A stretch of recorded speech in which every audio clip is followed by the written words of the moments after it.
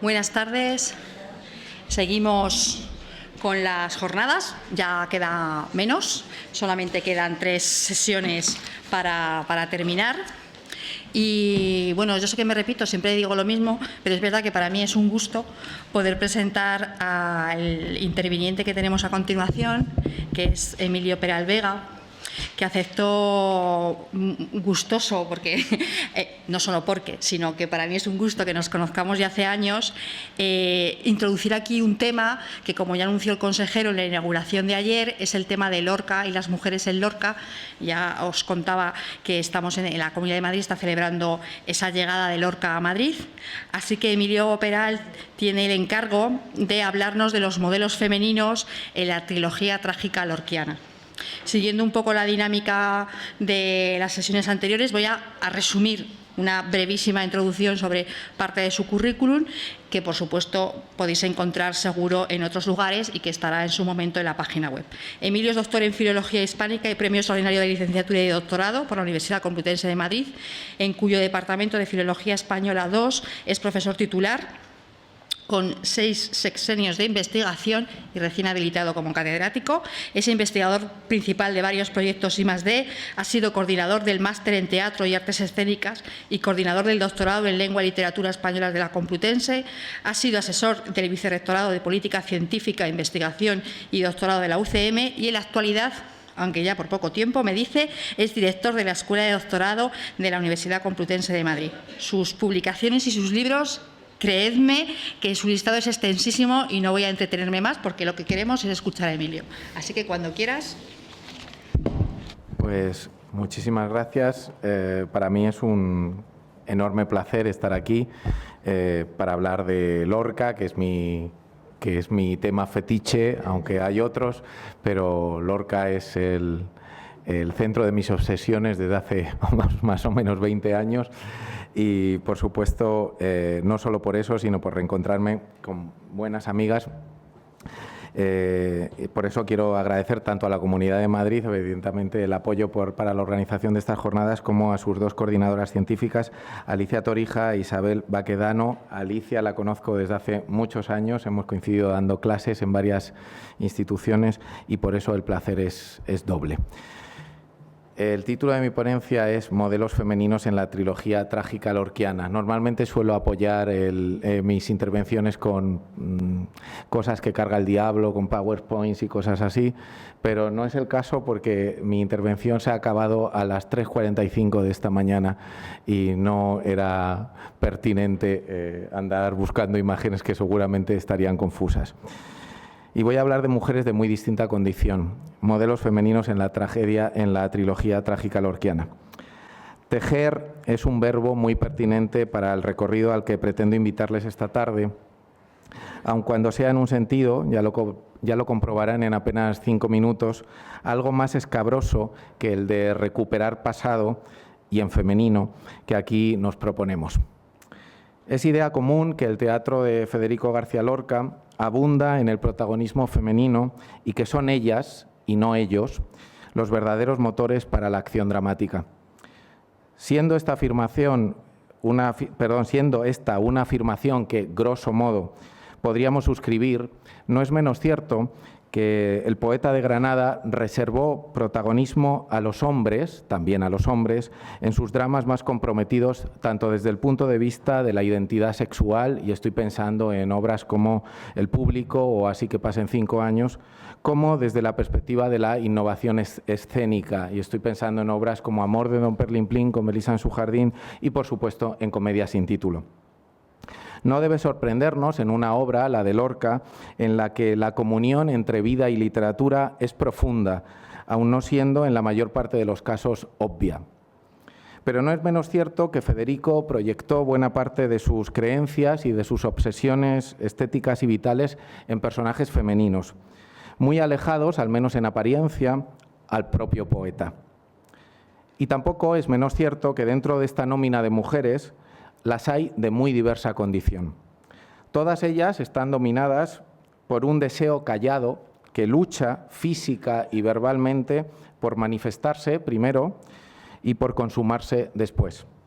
Sin embargo, las hay que expresan un grito rotundo de libertad que resultaba muy difícil de lanzar en la España de los años 20 y 30. Me refiero sobre todo a aquellas féminas que protagonizan las piezas farsescas mayores de Lorca, La zapatera, de La zapatera prodigiosa, y Belisa, de la ya referida Amor de don Perlimplín con Belisa en su jardín. Ambas mujeres cuestionan y subvierten los fundamentos que reglamentan la relación de pareja en una perspectiva de unión matrimonial nueva y muy moderna para la época. Así, la zapatera proclama sin tapujos, y cito, «¿Es que en este pueblo no se puede hablar con nadie?». Y continúa, «Yo estoy fuera de la moral ridícula de la gente». Fin de la cita. Belisa, por su parte, exhibe su cuerpo en un ejercicio de desinhibición plena mientras canta una canción irreverente de evidente contenido erótico. Dice Belisa, «Amor, amor, entre mis muslos cerrados nada como un pez el sol». Y responde a su irrefrenable deseo sexual entregándose a 5 hombres distintos mientras su marido duerme durante la primera noche de bodas. No está mal. Incluso en la trilogía trágica nos topamos con personajes femeninos que expresan abiertamente un código moral antinormativo y que cuestionan los usos y costumbres en virtud de los cuales la unión entre hombres y mujeres se somete a cuestiones ajenas a la voluntad y al deseo. Es el caso de la muchacha segunda en Yerma, quien expresa sin cortapisas su oposición a instituciones y conceptos absolutos y el necesario replanteamiento de todos ellos. Cito, dice la muchacha segunda, «Pues porque me han casado, se casan todas. Si seguimos así, no va a haber soltera más que las niñas». Bueno, y además una se casa en realidad mucho antes de ir a la iglesia. Pero las viejas se empeñan en todas estas cosas. Yo tengo 19 años y no me gusta ni guisar ni lavar. Bueno, pues todo el día de estar haciendo lo que no me gusta. ¿Y para qué? ¿Qué necesidad tiene mi marido de ser mi marido? Porque lo mismo hacíamos de novios que ahora. Tonterías de los viejos. Fin de la cita. Y también es el caso de Martirio en la casa de Bernarda Alba, cuando, al hablar del recién planteado noviazgo entre su hermana Angustias y Pepe el Romano, sentencia, cito, «Verdaderamente raro que 2 personas que no se conocen se vean de pronto en una reja y ya novios». Fin de la cita. Sin embargo, frente a estas mujeres liberadas, el discurso trágico de Lorca privilegia el dibujo de mujeres sumisas y muy sumisas a la moral retrógrada. El símbolo mayor de esta sumisión es el ejercicio reincidente de actividades relacionadas con la costura. De ahí lo de tejer, que decía el título del Congreso. Como es bien sabido, en toda la literatura celestinesca, así como en toda la poesía erótica de los siglos de oro, los objetos relacionados con la labor costurera están fuertemente connotados con la práctica sexual.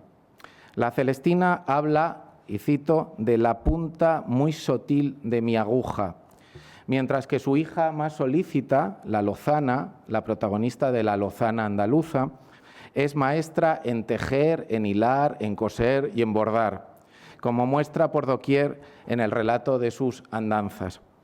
Basta aquí un ejemplo extraído, entre otros muchos, que luego se prolongará con otros en la publicación.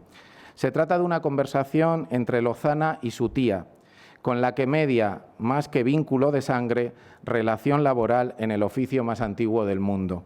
Cito, dice la tía, «Mas querría él», se refieren a un hombre, a un cliente, «mas querría él que supiésedes labrar». Y contesta Lozana, «Señora tía, yo aquí traigo el alfilelero, mas ni tengo aguja ni alfiler, que dedal no faltaría para apretar». Resulta evidente el significado de los términos referidos a la labor. Labrar por fornicar, alfilelero por vagina, aguja y alfiler por pene, es obvio, y dedal por preservativo, pues que en una versión muy diferente a la actual usábanse los condones ya en 1528, fecha de publicación de esta singular pieza firmada por Francisco Delicado. Pero volvamos a Lorca. En efecto, las heroínas trágicas del Granadino asumen su dedicación a las labores de costura en una metáfora de valor invertido. Coser, hilar, tejer, bordar son actividades que todas estas mujeres, comparten como manifestación de un erotismo abortado por diversas circunstancias. Así ocurre, por ejemplo, en Bodas de Sangre, ese texto maravilloso de 1933, en el cuadro tercero del primer acto, en el que los padres del novio y la novia refieren las virtudes de sus hijos antes del desposorio. Cito, dice la madre: «Mi hijo es hermoso, no ha conocido mujer, la honra más limpia que una sábana puesta al sol». Y responde el padre: «¿Qué te digo de la mía? Hace las migas a las 3, cuando el lucero. No habla nunca, suave como la lana, borda toda clase de bordados y puede cortar una maroma con los dientes». Nótese la sutil diferencia que Lorca establece entre las dos descripciones. Si la madre predica cualidades referidas a la juventud y a la lozanía de su hijo, dice que es hermoso, y cualidades referidas a la honra que le engalana, no ha conocido mujer, la honra más limpia que una sábana puesta al sol, y que en consecuencia honran a toda la familia, el padre, por su parte, perfila un retrato basado no en la esencia personal de su hija, sino en las actividades que realiza con destreza. Dice, hace las migas a las 3 de la mañana. Entre estas tareas resalta su pericia en toda clase de bordados. Desde el desconocimiento más profundo, el padre dibuja ante el espectador, a través de la metáfora costurera, un punto de sospecha, el de la relación anterior que medió entre la novia y Leonardo, que el desarrollo de la tragedia no hará sino corroborar. En Yerma, la tragedia del año 34, la insistencia en la costura como metáfora sexual es mucho mayor. La acción comienza con su protagonista, y cito, dormida con un tabanque de costura a los pies, en clara expresión de una libido entumecida que lucha por despertar para colmar sus ansias de ser madre. El campo semántico de la costura se enriquece aquí con el relativo a las flores y sus colores. Yerma opone los jaramagos con los jazmines, flor que tanto por su forma como por su color se identifica desde hace mucho con el sexo masculino y que en consecuencia se refiere la consumación de su frustrada maternidad. Resulta significativo en este sentido que el jazmín aparezca por vez primera mientras Yerma, y cito, se dirige a la costura. Mientras, y vuelvo a citar, se pasa la mano por el vientre, alza los brazos en un hermoso bostezo y se sienta a coser. El silencio significativo de la acción se rompe con un canto de Yerma, en el que la llegada del anhelado niño se une al olor de la flor, o a decir mejor, a la huella del hombre sobre su cuerpo. Cito, ¿cuándo, mi niño, vas a venir? Cuando tu carne huela a jazmín, que se agiten las ramas al sol y salten las fuentes alrededor. Son varias las ocasiones en que el jazmín reaparece a lo largo de la tragedia. Así, en el inicio del acto segundo, precisamente cuando las lavanderas, recordarán la escena, interpretan un canto de escarnio contra Yerma, acusándola de buscar consuelo en Víctor en detrimento de su propio marido. Y cito, en el arroyo frío lavo tu cinta, como un jazmín caliente tienes la risa. Quiero vivir en la nevada chica de ese jazmín. Y también al final de la obra, en la romería, a través de un poema recitado por un macho cabrío, enmascarado, que encarna el deseo erótico y el sentido pagano que junto al religioso radica en esta fiesta popular. Dice, si tú vienes a la romería a pedir que tu vientre se abra, no te pongas un velo de luto, sino dulce camisa de Holanda. Vete sola detrás de los muros donde están las higueras cerradas y soporta mi cuerpo de tierra hasta el blanco gemido del alba. 7 veces gemía, 9 se levantaba, 15 veces juntaron jazmines con naranjas. Yerma insiste en el encuentro con su marido, Juan, para sublimar la falta de atracción que siente por él y para consumar su anhelo de ser madre. frustrada por la dilación de sus deseos, sustituye una y otra por la práctica contumaz de la costura, tarea en la que otras mujeres más jóvenes, ya madres y felices en sus respectivos matrimonios, son, en consecuencia, escasamente duchas. No en otro sentido podemos interpretar las palabras de María, amiga de Yerma, mujer fértil y colmada de felicidad, que encomia en nuestra protagonista su pericia en la costura. Dice: como tú coses también. Obsérvese que la aparición de Víctor, el depositario real de la atracción de Yerma y emblema del pastor que produce rebaño, se dice en el título, es decir, que es fértil. Digo que la aparición de Víctor comporta el abandono por parte de Yerma de la costura. Parece claro, pues, que la acción de coser sustituye en Lorca y siempre al deseo vivido en libertad y constituye en este sentido una metáfora invertida. Coser en el siglo de oro era fornicar, en Lorca es evidentemente lo contrario, ocupar el tiempo para sublimar el deseo no producido. Cito: Yerma, que en actitud pensativa se levanta y acude al sitio donde ha estado Víctor, respira fuertemente, como si aspirara aire de montaña. Después va al otro lado de la habitación como buscando algo y de allí vuelve a sentarse y coge otra vez la costura. Comienza a coser y se queda con los ojos fijos en un punto. La casa de Bernarda Alba, del 36, sigue insistiendo en el campo semántico de la costura. De esta forma, en el acto segundo, tras haber escuchado la sentencia de Bernarda, que supongo que se la saben de memoria, aquello de en 8 años que dure el duto, no ha de entrar en esta casa el viento de la calle. Hacemos cuenta que hemos tapiado con ladrillos puertas y ventanas. Digo que, tras haber escuchado la sentencia de Bernarda, Lorca presenta a las hijas de esta sentadas en sillas bajas, cosiendo. La única ausencia es la de Adela, puesto que ella se niega a sublimar su deseo a través de una actividad subsidiaria, la de la costura, cuya simbología remeda el encuentro entre el hombre y la mujer. La conexión parece bastante evidente con la aparición subsiguiente de Adela, quien proclama la libertad de su cuerpo frente a la claudicación de sus hermanas con la aguja y con el hilo. Dice Adela: déjame ya, yo hago con mi cuerpo lo que me parece. ¿No estabais cosiendo? Pues seguid. Quisiera ser invisible, pasar por las habitaciones sin que me preguntarais dónde voy. Mi cuerpo será de quien yo quiera. De acuerdo a la sentencia de Bernarda, el único hombre posible en la vida de estas mujeres es precisamente el hombre de los encajes, que las provee de materia prima para seguir sublimando su deseo. Y en el mismo campo semántico seguimos y ampliamos el foco a una pieza que, aunque frecuentemente caracterizada como comedia burguesa en su acepción más superficial, responde, en mi opinión, a un profundo sentido trágico. Me refiero, claro está, a doña Rosita la soltera o El lenguaje de las flores, del año 1935, cuya protagonista, en relaciones con su primo, ve cómo la abandona para ir en busca de sus padres a Tucumán.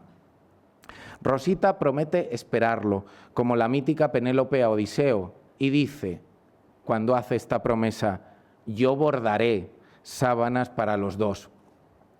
Se trata, parece claro a estas alturas de mi ponencia, de un acto de impotencia sexual, incrementado por la relación que se establece con las flores y en particular con la rosa. En el acto segundo, 15 años después, Rosita sigue esperando el regreso de su prometido. El ama, un personaje claramente emparentado con la Poncia de la Bernarda Alba, expresa su contrariedad al respecto, aduciendo el enorme esfuerzo baldío que Rosita ha derrochado para bordar su ajuar. Su sabiduría popular propende abandonar dedal, hilo y aguja para gastar las sábanas con el disfrute de los días. Dice el ama: ya me duelen las manos de guardar mantelerías de encaje de Marsella y juegos de cama adornados de guipur y caminos de mesa y cubrecamas de gasa con flores de realce. Es que ya debes usarlos y romperlos, pero no se da cuenta de cómo pasa el tiempo. Tendrá el pelo de plata y todavía estará cosiendo cintas de raso Liberty en los volantes de su camisa de novia. Y en sentido contrario, las tres hermanas solteronas que, como un coro de parcas, marcan a golpe de palabras el inútil paso del tiempo para Rosita.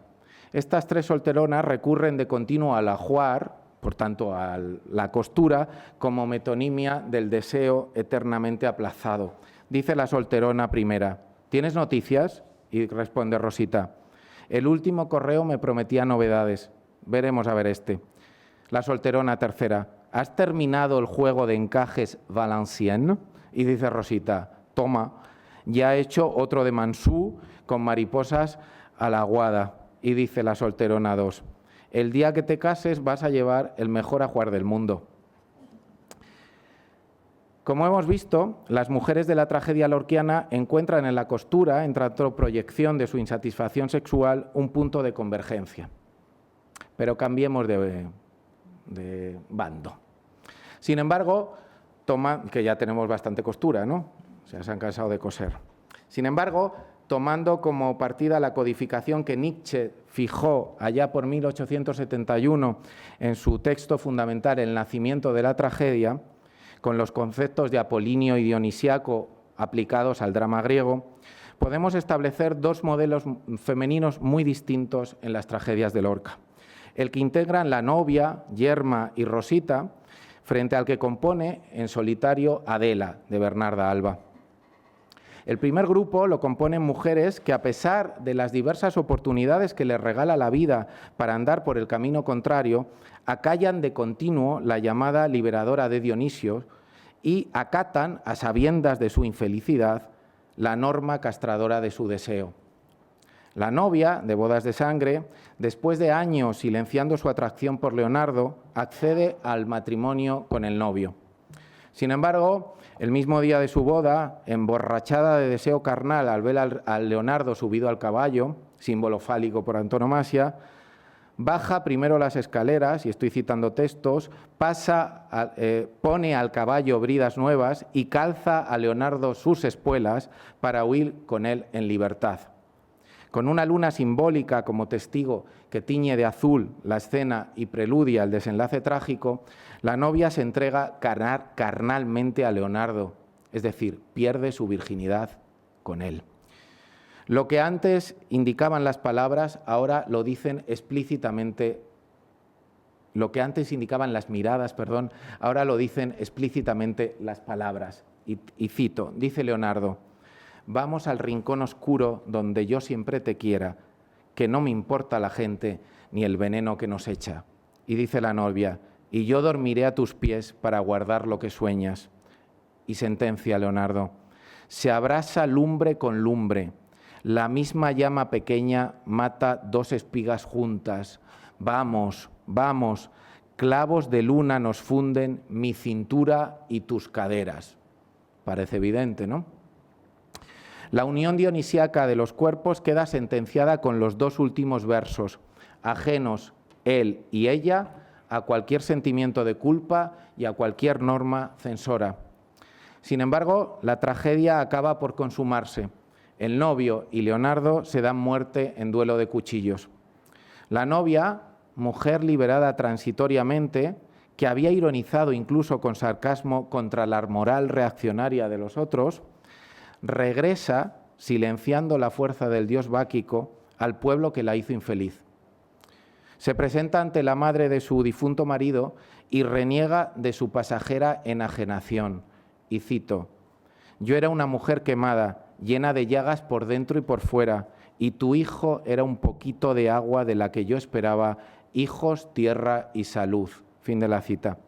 Miente, además, y por último, para conseguir reinsertarse en una sociedad que ha repudiado previamente su deseo libre. Dice la novia: que quiero que se sepa que soy limpia, que estaré loca, pero que me pueden enterrar sin que ningún hombre se haya mirado en la blancura de mis pechos. Fin de la cita. La tragedia acaba, pues, con la muerte inútil de los hombres, la asunción de los preceptos normativos y el retorno a la mesura apolínea. Algo similar puede arguirse, ¿me siguen bien? Vale. Algo similar puede arguirse de Yerma. Su protagonista rechaza visceralmente el concepto dionisíaco de la existencia, pues concibe el matrimonio como una losa definitiva y como un medio único para la maternidad. Dice Yerma: yo me entregué a mi marido por él, porque ¿quién es él? El niño futuro que no ha nacido. Yo me entregué a mi marido por él y me sigo entregando para ver si llega, pero nunca por divertirme. Acalla de forma reiterada el deseo que siente por Víctor. Sin embargo, es una querencia irremediable que finalmente se hace forma en el canto.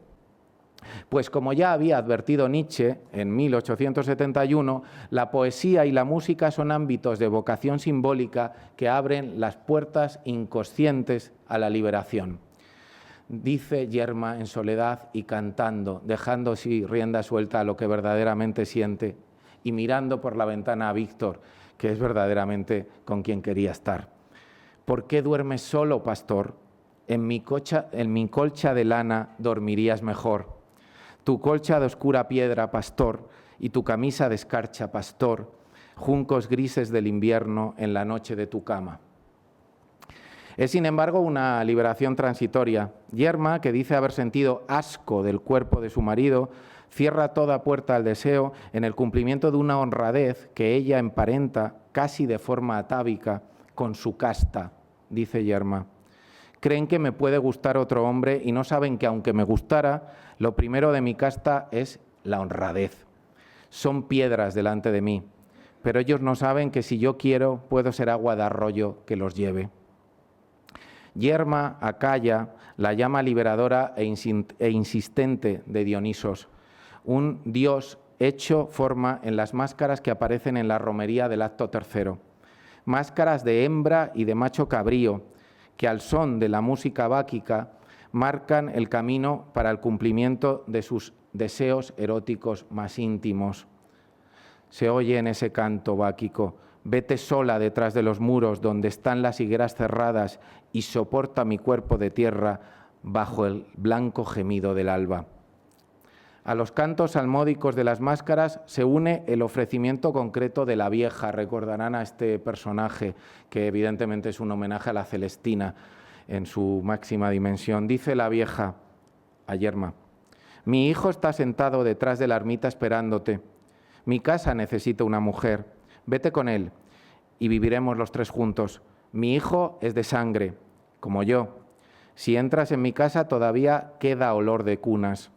La ceniza de tu colcha se volverá pan y sal para las crías. Anda, no te importe la gente. Y en cuanto a tu marido, hay en mi casa entrañas y herramientas para que no cruce siquiera la calle. Sobre unos y otros prevalece el rechazo de Yerma al concepto dionisíaco de la vida, por cuanto posibilidad que le aparta de conseguir una maternidad honrosa. En este sentido, el ajusticiamiento final de su esposo Juan, que muere estrangulado por Yerma cuando busca su cuerpo, tras haberle hecho explícita su esterilidad, no cabe ser entendido como un proceso de liberación, todo lo contrario, sino antes al contrario, como digo, como su resignación total bajo el peso de la norma. No poder ser una madre honrada significa repudiar definitivamente a su marido, pero también cualquier deseo de aquí en adelante. Dice Yerma, acabando su sentencia de muerte: marchita, marchita, pero segura.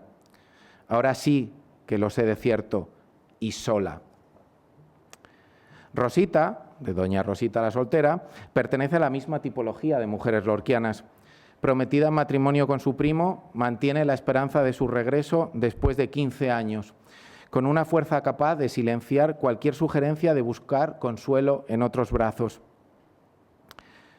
Dice la tía: claro, muchas veces te he aconsejado que escribas a tu primo y te cases aquí con otro. Tú eres alegre. Yo sé que hay muchachos y hombres maduros enamorados de ti. Y responde Rosita: pero tía, tengo las raíces muy hondas, muy bien hincadas en mi sentimiento. Si no viera a la gente, me creería que hace una semana que se marchó. Yo espero como el primer día. Además, ¿qué es un año, ni 2, ni 5? Tras 25 años, Rosita descubre que su prometido lleva ya 8 casado con otra mujer al otro lado del Atlántico. Sin embargo, sobre el desengaño se impone la resignación de una existencia en soledad, con la esperanza muerta, pero siempre acorde a la moral cristiana. Dice Rosita: ayer le oí decir al ama que todavía podía yo casarme. De ningún modo. No lo pienses. Ya perdí la esperanza de hacerlo con quien quise y con quien quiero. Todo está acabado. Ahora lo único que me queda es mi dignidad.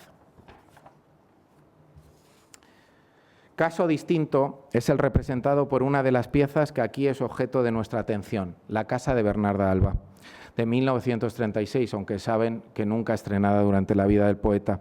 Quizás el único canto de liberación femenina pleno, pergeñado por la pluma de Lorca. De forma pareja a los casos anteriores, las pasiones se cobijan en un silencio todavía más desgarrador, puesto que actúa como marco de la acción trágica. La acotación inicial perfila ese silencio umbroso que se hace palabra en la primera y última intervención de Bernarda. Un silencio que solo rompe María Josefa, ajena en su locura, la madre de Bernarda, al campo de restricciones impuesto por su hija, con referencia explícita al deseo, dice María Josefa, varón hermoso, mar, alegría, que son términos que aparentemente constituyen un discurso inconexo, aunque no tanto. Y roto también en la apelación reincidente que Adela hace a su cuerpo como elemento liberador respecto del horizonte negro que se cierne ante sus hermanas. Dice Adela: yo hago con mi cuerpo lo que me parece, por encima de mi madre saltaría para apagarme este fuego que tengo levantado por piernas y boca. Sin embargo, a diferencia de Yerma, de la novia y de Rosita, heroínas trágicas que se autocensuran en su pasión, Adela vive con intensidad el flujo del deseo y lo experimenta con el silencio como aliado. Así, mientras sus hermanas hilan y escuchan palabras estériles sobre amores pasados, Adela, ausente y muda para la acción dramática, dibuja en su interior el cúmulo de pasiones que las sombras nocturnas podrán satisfacerle.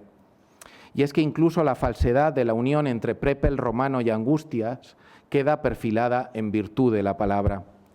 Si en el primer encuentro entre Angustias y su prometido todo fueron palabras del hombre, dice Angustias, siempre habló él. En las citas furtivas de Adela, todo es entrega salvaje y silente, como bien sentencia la Poncia, dotando de entidad palpable el mutismo artificial de la casa. Dice la Poncia: ¿tú ves este silencio?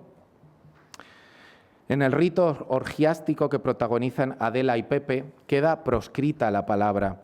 De Pepe tan solo nos llega un silbido, pues es la comunicación bestial de los cuerpos la única posible. Momentáneamente apartada de la fuente de su deseo por la aparición de Martirio, Adela se exhibe como una bacante, investida de fuerza irreprimible contra el corsé de la norma. Dice: a un caballo encabritado soy capaz de poner de rodillas con la fuerza de mi dedo meñique. El suicidio de Adela no puede entenderse en este sentido como la censura del deseo vivido en libertad, sino más bien como el triunfo de la voluntad de un ser que, al modo de la Belibea medieval, y habiendo conocido la entrega sexual plena, queda inhabilitado para regresar al cauce del ortodoxo y elige, en consecuencia, su propio destino. Como se ve, si bien fuertemente constreñidas por una moral castradora que tenía poco de literaria y mucho de reflejo social en la España de los años 20 y 30, las mujeres lorquianas distan mucho de someterse a un patrón unívoco. Siempre quedará la duda de quién hubiera sucedido, siempre quedará la duda de quién hubiera sucedido a la más libre de las creaciones de Lorca, Adela, si las pistolas de la intolerancia no hubieran sesgado la vida de Federico. Muchas gracias.